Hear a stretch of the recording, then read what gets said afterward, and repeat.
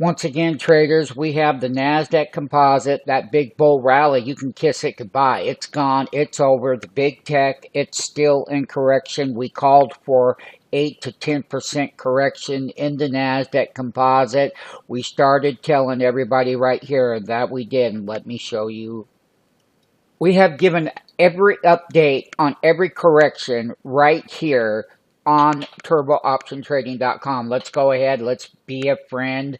Friends make money together and have great times. You make money when they go down. You make money when they go up. We have a wealth of information.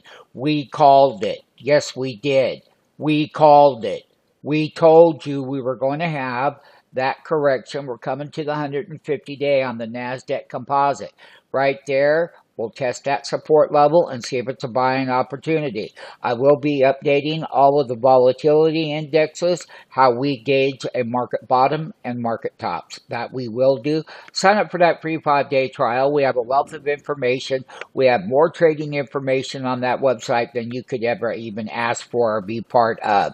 Let's get you rolling today. Right here, right now, more downside in the Nasdaq Composite.